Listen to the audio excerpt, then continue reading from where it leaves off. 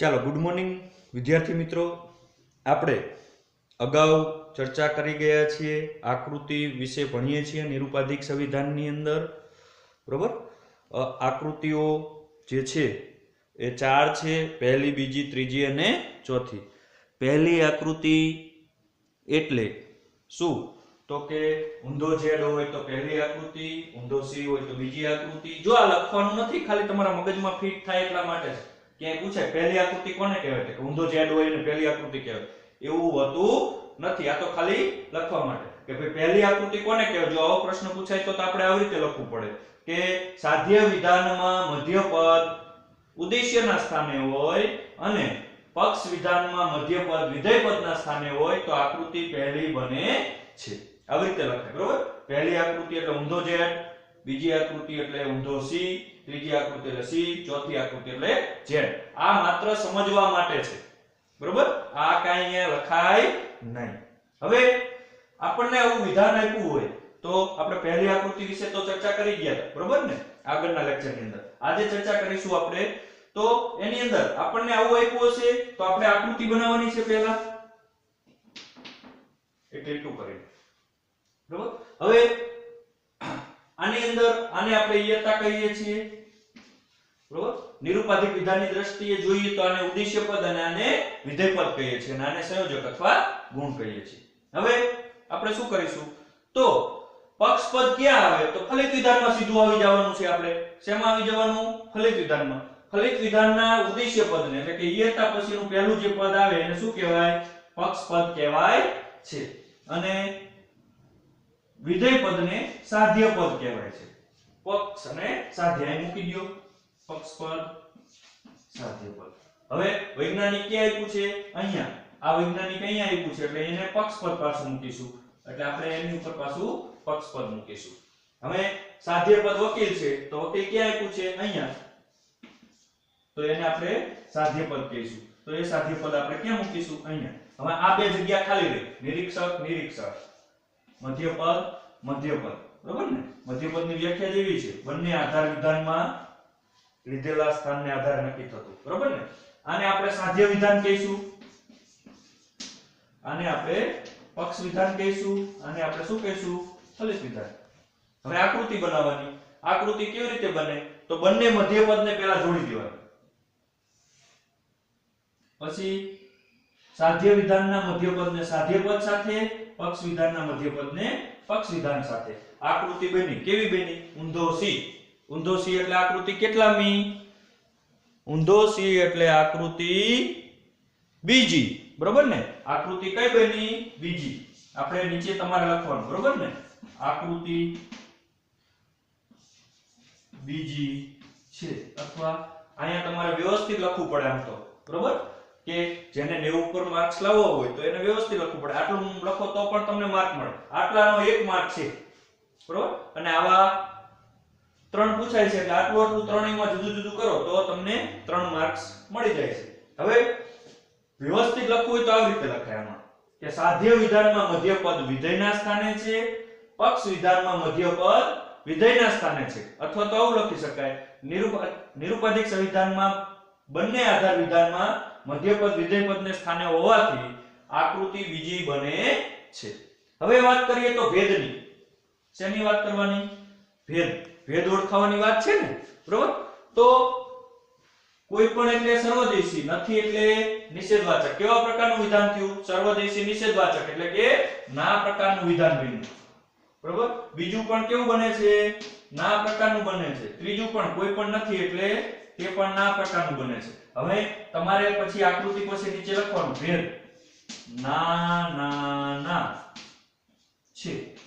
ભેદ કેવો છે? ના ના ના. બરોબર ને? 256 શક્યતાઓ છે કે અહીંયા એવું હોય ના હ ના, એવું હોય ના ન ન, આવું હોય ના હા ના, આવું પણ હોઈ શકે, કોઈ પણ હોઈ શકે. બરોબર, આને જો વ્યવસ્થિત લખવું હોય તો આવી રીતે લખી શકાય કે સાધ્ય વિધાન ના પ્રકારનું છે, પક્ષ વિધાન ના પ્રકારનું છે, ફલિત વિધાન પણ ના પ્રકારનું છે, તેથી ભેદ ના ના થાય છે. આવું લખાય. વ્યવસ્થિત જો લખવું હોય તો આપણે એ રીતે લખી શકીએ છીએ. બરોબર, અને આ રીતે જ વ્યવસ્થિત લખવું જોઈએ. બરોબર? ફરીથી બોલી જાઉં છું, તમે એકવાર જોઈ લ્યો. બરોબર? જો તમે વ્યવસ્થિત લખવું હોય તો એક બુક ની અંદર નોંધ પણ કરી દો કે આકૃતિ વિશે લખવું હોય તો આકૃતિ જો પહેલા આ આપ્યું છે તમારા પ્રશ્નપત્રની અંદર, આ ઉપર સૂચના છે નીચે આપેલા સંવિધાનની આકૃતિ અને ભેદ ઓળખાવો, આવો પ્રશ્ન તમને પૂછાય. પછી નીચે આવું સંવિધાન આપ્યું હશે, આ સંવિધાન તમારા આન્સર પેપરમાં હશે, એને તમારે ક્વેશ્ચન પેપરમાં હશે, ત્યાંથી તમારે શેમાં લખવાનું છે? તમારા આન્સર પેપરમાં, એટલે કે જવાબ પેપરની અંદર લખવાનું છે. આ એટલા માટે લખવાનું કહું છું કે ક્યાંય ભૂલ ન થાય. બરોબર? આમાં નાની એવી ભૂલ થઈ જાય તો તમારે ખોટું પડે છે. બરોબર? હવે તમે લખી લીધું, પછી આ રીતે અહીંયા લીટી કરી અને પક્ષપદ સાધ્ય પદ બનાવો, આકૃતિ વ્યવસ્થિત બનાવવાની હો. ઘણા બધા આકૃતિ આવી બનાવે આમ કે આ આકૃતિ બનાવવાની વ્યવસ્થિત, વચ્ચે બે ત્રણ લીટી આમ છોડી દેવાની એટલે આમ વ્યવસ્થિત બનશે. આમ થોડા દૂર દૂર લખવાના એટલે આકૃતિ વ્યવસ્થિત બને. ઘણા બધા આવી બનાવે, આવી પણ ન બનવી જોઈએ. વ્યવસ્થિત સમ આકારની અંદર બનવી જોઈએ. કેવી બની આ? આમ જુઓ તમને ચોરસા જેવી લાગે. બરોબર? એવી આકૃતિ બનવી જોઈએ. પછી આકૃતિ બનાવવાની, પક્ષપદ અહીંયા મૂકવાનું, ફલિત વિધાન સાધ્ય પદ અહીંયા ન મૂકો અને સીધું અહીંયા મૂકો તો પણ તમને આવડે તો મૂકી શકાય. બરોબર? પછી આકૃતિ બની ગઈ એટલે તમારે ઓળખી લેવાની આકૃતિ કે આ પહેલી છે, બીજી છે, ત્રીજી છે, ચોથી છે. પછી નીચે લખવાનું આકૃતિ, પછી આ લખવાનું કે બંને નિરુપાધિક સંવિધાનના બંને આધાર વિધાનમાં મધ્ય પદ કોની સ્થાને છે? વિધેય પદની સ્થાને છે. બરોબર ને? તેથી આકૃતિ કેટલામી બને છે? તો કે આકૃતિ બીજી બને છે. આટલું લખવાનું. પછી ભેદ લખવાનો, ભેદ અહીંયા મૂકી જ દેવાના જ્યારે તમે વિધાન લખો ત્યારે. બરોબર ને? ચાર પ્રકાર, અહીંયા કોઈ પણ ચાર વસ્તુમાંથી કોઈ પણ એક આવી શકે. ના આવી શકે, હા આવી શકે, હ આવી શકે અને ન આવી શકે. એ મૂકી દેવાના. પછી ભેદ લખવાનો. ભેદ પછી આ રીતે લખવાનું કે સાધ્ય વિધાનમાં, સાધ્ય વિધાન નિરુપાધિક સંવિધાનનું સાધ્ય વિધાન કેવું છે? તો કે ના પ્રકારનું છે. પક્ષ વિધાન કેવું છે? બરોબર ને? આ સાધ્ય વિધાન કહેવાય. પહેલું હંમેશા સાધ્ય વિધાન, બીજું પક્ષ વિધાન અને ત્રીજું ફલિત વિધાન. પક્ષ વિધાન કેવું છે? ના પ્રકારનું છે અને ફલિત વિધાન પણ ના પ્રકારનું છે. તેથી ભેદ ના બને છે. આટલું લખો એટલે 2 માર્ક્સ તમને મળી જાય. આવા ઓછામાં ઓછા આપણને 6 માર્ક્સનું આવું પૂછાવાનું છે. આવા 3 પૂછાશે. બરોબર? એટલે આપણને 6 માર્ક્સનું આવડતું હોવું જોઈએ. રેડી? બરોબર? હવે ચર્ચા આગળ આપણે કરીએ તો બીજું એક ઉદાહરણ લઈ અને આકૃતિ ત્રીજી બને એવું આપણે એક ઉદાહરણ લઈએ અને બનાવી દઈએ.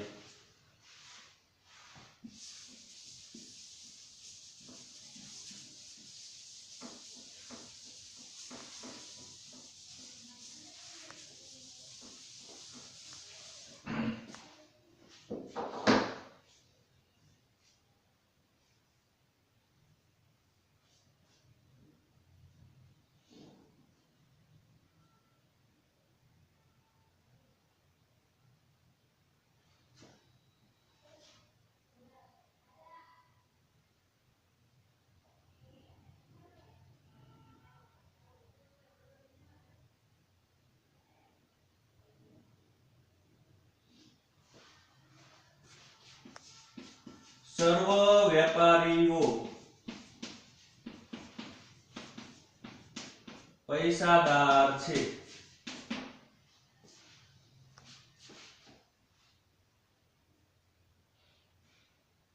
કેટલાક વેપારીઓ પૈસાદાર નથી.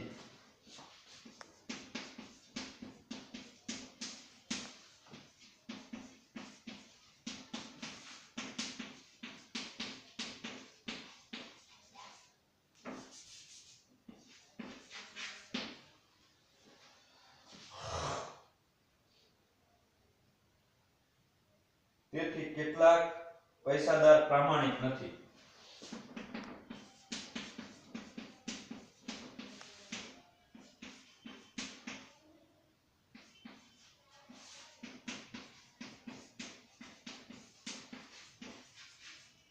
બરોબર? આવું તમને આપ્યું હોય, ઉપર સૂચના લખી નીચે આપેલા સંવિધાનની આકૃતિ અને ભેદ ઓળખાવો.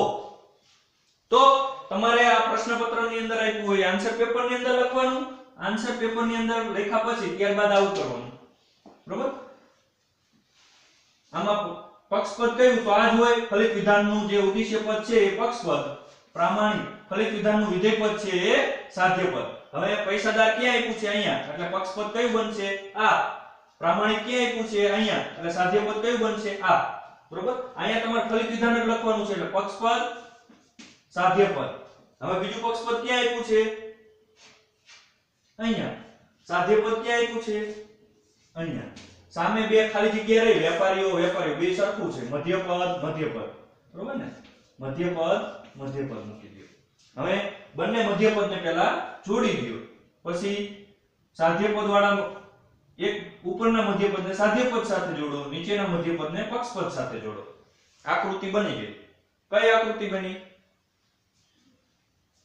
સી આકાર. એટલે કઈ આકૃતિ બનશે? આકૃતિ ત્રીજી બને. બરોબર ને? આકૃતિ ત્રીજી બની. લખવાનું કે નિરુપાધિક સંવિધાનમાં બંને આધાર વિધાનમાં મધ્યપદ ઉદ્દેશ્ય પદના સ્થાને હોવાથી આકૃતિ ત્રીજી બને છે. હવે ભેદની વાત કરીએ. સર્વ છે એટલે સર્વદેશી વિધિવાચક. કેવા પ્રકારનું વિધાન બન્યું? આ પ્રકારનું. કેટલાક નથી એકદેશી નિષેધવાચક. કેવા પ્રકારનું વિધાન કહેવાય? ન. કેટલાક નથી, આ જ જોવાનું ખાલી. બરોબર ને? કયા પ્રકારનું વિધાન બન્યું? ન પ્રકારનું. ભેદ. હવે લખો ભેદ. બરોબર? તો ભેદની અંદર લખવાનું સાધ્ય વિધાન આ પ્રકારનું છે, પક્ષ વિધાન ન પ્રકારનું છે અને ફલિત વિધાન પણ ન પ્રકારનું છે. તેથી ભેદ આ ન બને છે અથવા થાય છે. આ રીતે લખવાનું છે. આના 2 માર્ક્સ. આટલું લખો એટલે 2 માર્ક્સ. બરોબર? આવું 6 માર્ક્સ ની અંદર તો ઓછામાં ઓછું પૂછાવાનું છે, એથી વધારે પૂછાવાની શક્યતા પણ રહેલી છે. સારું મિત્રો, આગળ જે ચર્ચા છે તે આપણે કરી જોઈએ. તો હજી એક છે કે આકૃતિ ચોથી છે એનું પણ જોઈ લેજો.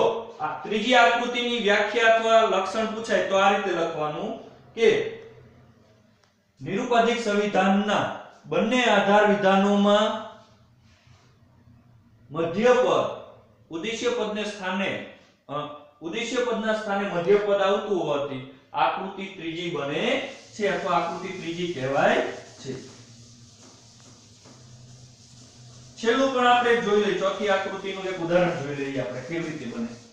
તો તેની અંદર z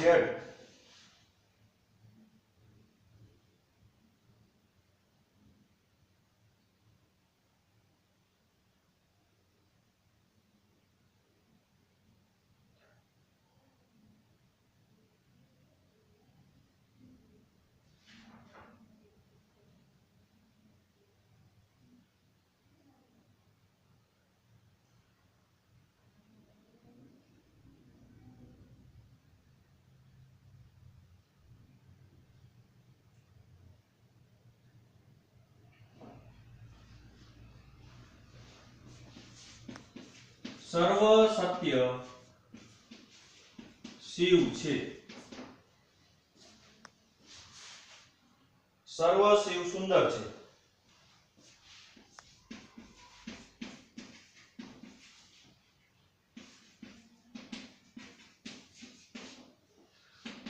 તેથી સર્વ સુંદર સત્ય છે.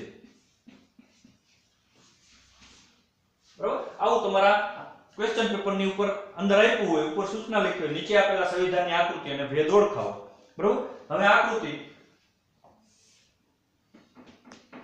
3 ટપકા કરે. બરાબર? હવે પક્ષપદ ક્યાં આવે? તો કે ફલિત વિધાનનું ઉદ્દેશ્ય પદ એ પક્ષપદ, ફલિત વિધાનનું વિધેય પદ એ સાધ્ય પદ. સુંદર ક્યાં આપ્યું છે? અહીંયા. આ પક્ષપદ બનશે.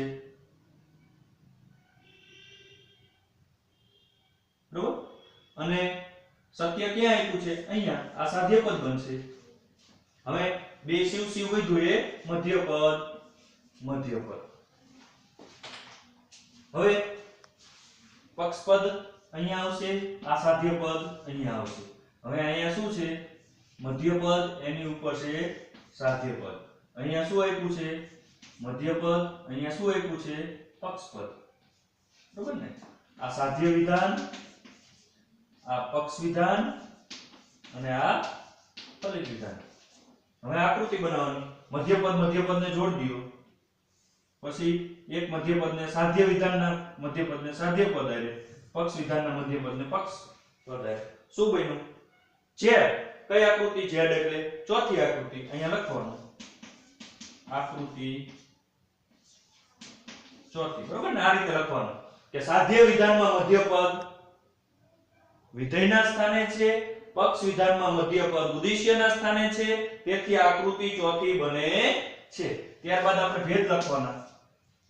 સર્વ છે, સર્વદેશી વિધિવાચક, આ પ્રકારનું વિધાન. સર્વ છે કયા પ્રકારનું વિધાન?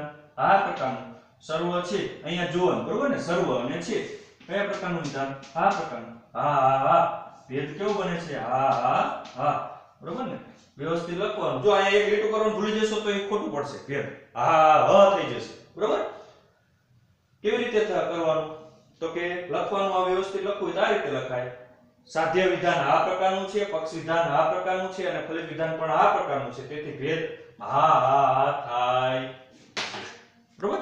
તો આપણે અહીંયા આ જોઈ લીધું. હવે આપણે એક બે ઉદાહરણો જોઈશું અને એની અંદર બનાવીશું. ત્યારબાદ તમારે ઘરે હવે પ્રેક્ટિસ ચાલુ કરી દેવાની છે.